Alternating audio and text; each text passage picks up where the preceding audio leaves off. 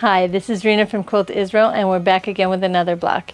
And this block is called Malvina's chain. It also has another name, which is, I think, Aunt Melvernia's chain. This time around, we're going to learn how to make quarter square triangles, also known as hourglass blocks. We're going to take the knowledge that we learned before in making 8 at a time half square triangles to speed it up. So let's get started. Here we are at our cutting board and we are ready to cut our fabric. I got a bit of a head start. So what we need for this block is we're going to be making what's known as hourglass blocks. Hourglass blocks consist of 2 half square triangle blocks.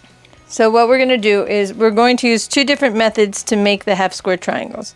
With the 2 larger squares, these are 11-inch squares, I'm going to make 8 at a time half square triangles. And what I'm doing with these 2 squares here is I'm going to make 2 half square triangles from each block. We're going to wind up with actually 10 hourglass or quarter square triangle blocks. The leftover quarter square triangle maybe we'll be able to use in another project, but we're not going to be using it for this one. I have another video where I show how to make 8 at a time half square triangles. To learn more in depth how to make 8 at a time half square triangles, you can click on the link on the video, or I'll leave a link in the description box below. So to get started, we're going to take our 11-inch squares, we're going to line them up, and I'm going to draw a line from corner to corner on each direction.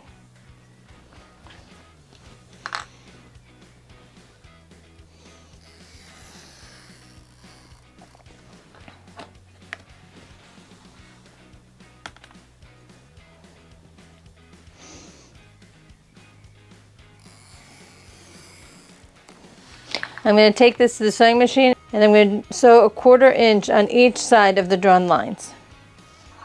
For the 2 at a time method, the 5.5-inch squares, I'm just going to draw from corner to corner.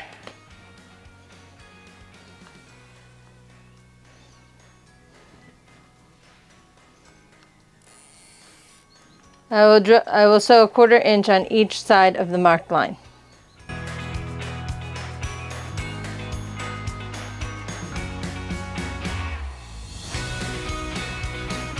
Done with sewing the 2 at a time method, now the 8 at a time method.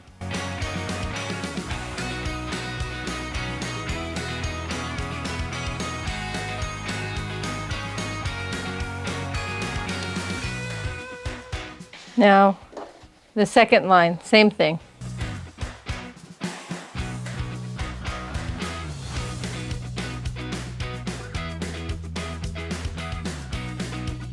So now the 8 at a time method is sewn. We're going to take it to the cutting board. For the 8 at a time method, I cut from corner to corner where I drew.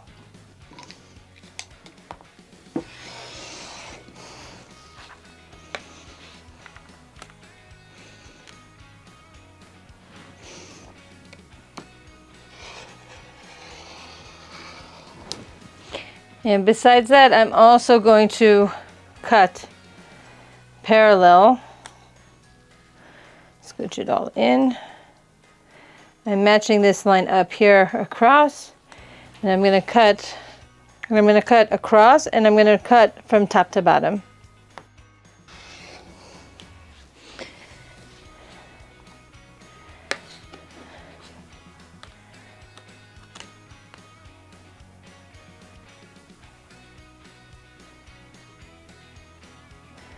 This is parallel up here and down here, and I'm just going to make my cut. If it scoots a little, you can mush it together.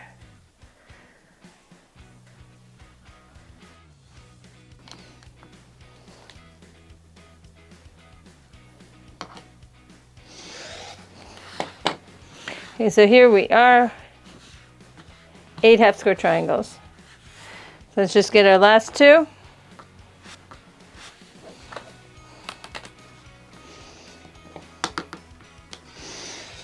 Okay, now we have 10 half square triangles.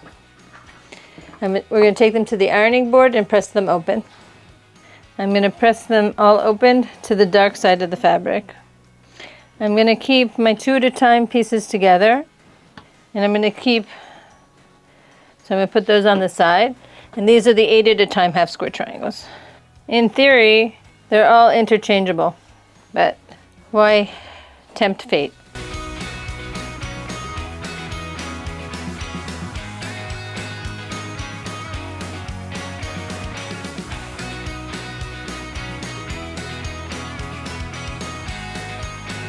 So here we are at the cutting board again, but I'm not going to be doing any cutting. I'm going to be pairing 2 pairs of half square triangles together. I'm going to take one of them, and what I'm going to do is I'll flip it over, and I'm going to be marking a line from corner to corner the opposite direction.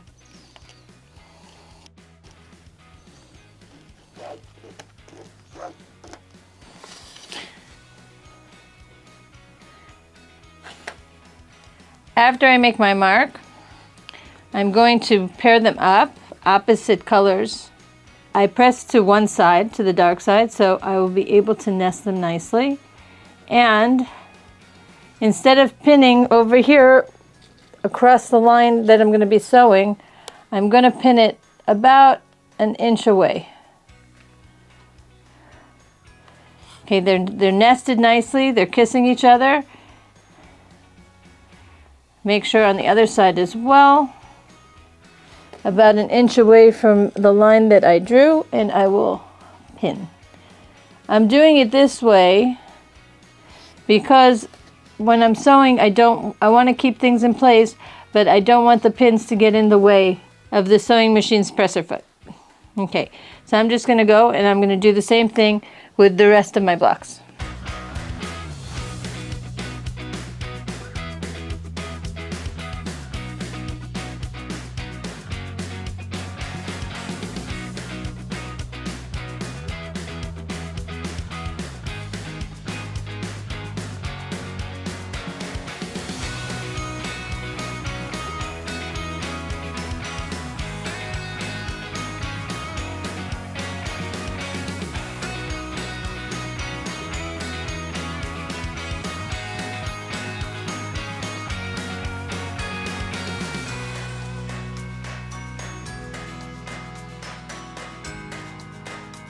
Now we can go to the sewing machine. From here, what we're going to be doing is we're going to be sewing a 1/4 inch on each side of the drawn line. While you're doing this, you can feel here to make sure that they're still kissing. At this point, at least with the first block, I like to check to make sure that it looks like I expect it to look. So I will now open it and I will see I have a beautiful point matching right over there on this one and on this one. Okay, I'll cut these apart in a bit, but I'm going to continue. I'm going to chain sew the rest of the pieces together. Instead of going back and going up here, what I'm going to do is I'm going to continue chain piecing all of one side, and then I will come back and I will chain piece the second side.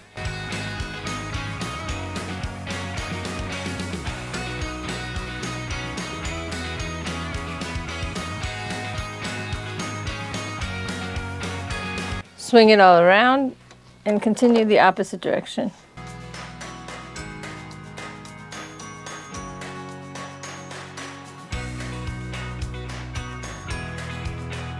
So here we have our blocks sewn together, and now it's time to separate them. I'm just going to cut from corner to corner.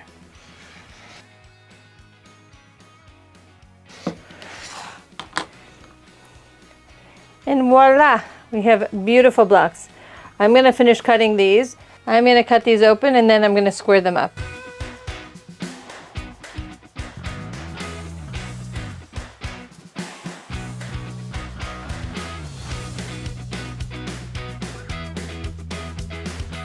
I suggest taking a peek before you cut all your blocks open, just to make sure you got them right. Once they're cut, you can take apart the seam and try again, but it's something that's just much easier to fix before the blocks are cut. So So now I'm going to square them up. I'm using the center line, the stitch line, and I am using the 4-inch because it's a finished 4-inch block.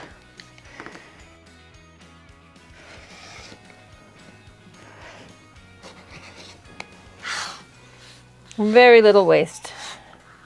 If I were to do the other method for squaring up blocks, what I can do is, here I have one of my blocks pressed open. So what I can do here is go on the 45-degree angle.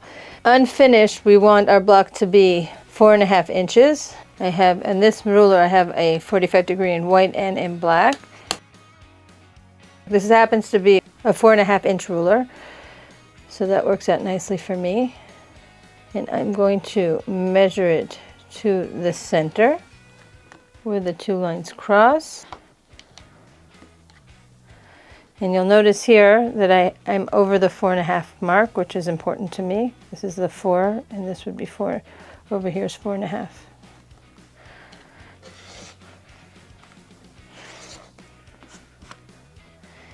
And once again, this is a good place for a rotating mat. I'm doing half, and then I will do my other half. See, now this is at 4.5. That's in the center. Beautiful.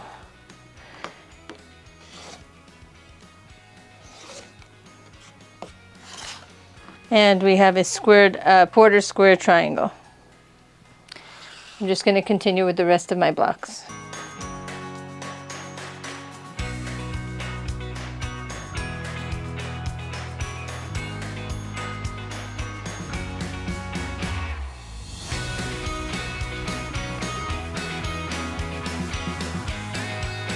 So over here we have 10 hourglass or quarter square triangle blocks. So now we have to set it up. When I was looking at the block, what stood out to me is that the quarter square triangles that make like a T go all in the same direction. So I'm going to start by making a T.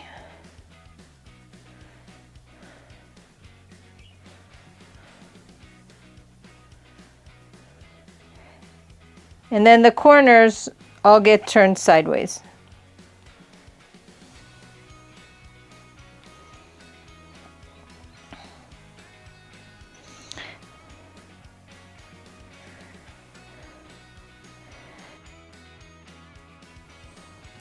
And we're left with one block spare.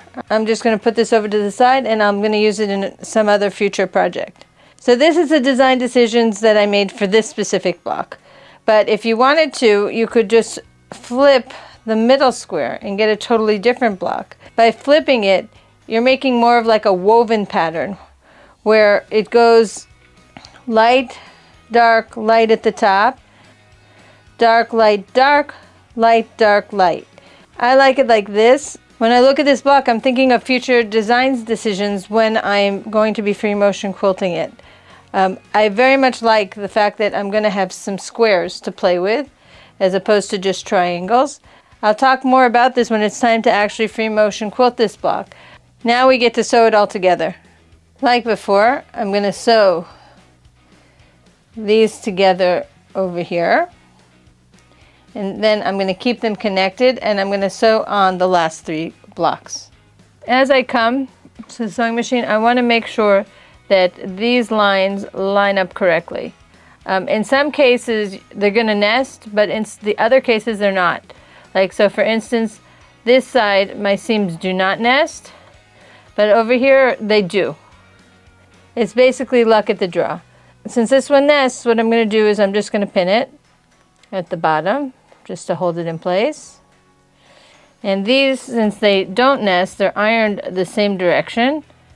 What I'm going to do is I am going to match them up as best I can. I'm going to take a pin, and I'm going to pin it about 1/4 inch from the top of the block. Okay, so now I'm just going to go one at a time. Pin, sew, pin, sew.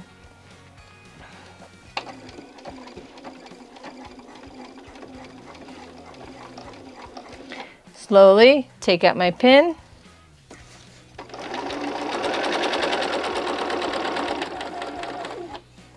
come up to my next pin, pull it out.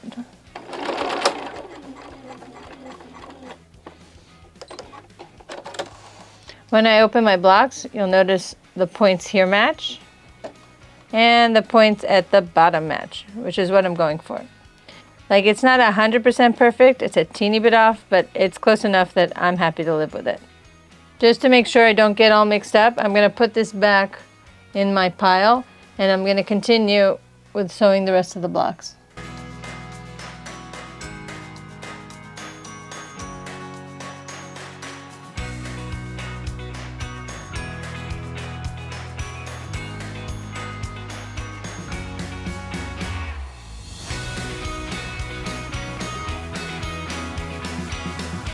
Now I'm just going to continue adding the third row on.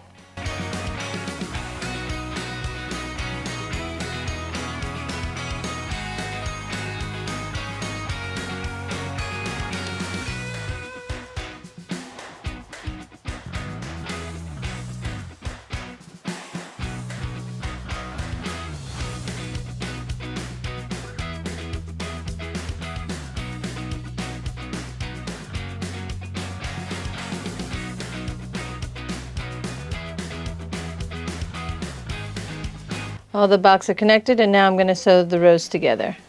Now, at this point, I'm going to once again iron my seams. The first row I'm going to iron to the right. The second row I'm going to iron to the left, and then the last row I'm going to iron once again to the right. Now that our seams are pressed so that they nest, I'm going to go where I see that the two stitch lines here, that they meet.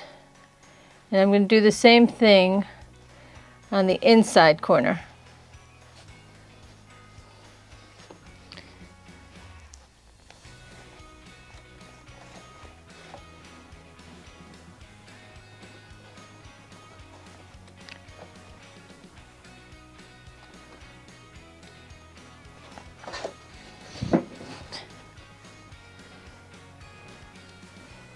Once again, I also care about this seam here.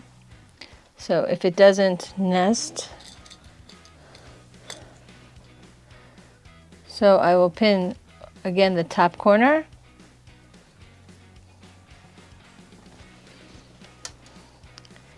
And the bottom corner.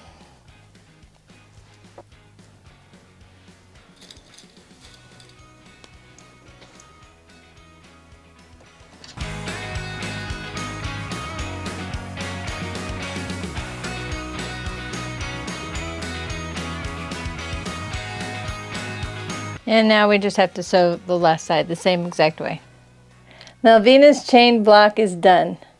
There were a lot of seams to deal with, but we got through it. If you enjoyed this video, please hit the like button down below. And if you could subscribe to the channel, that'd be great. To see more videos in the Quilt Along, please click on the playlist over here. Alright, thank you so much.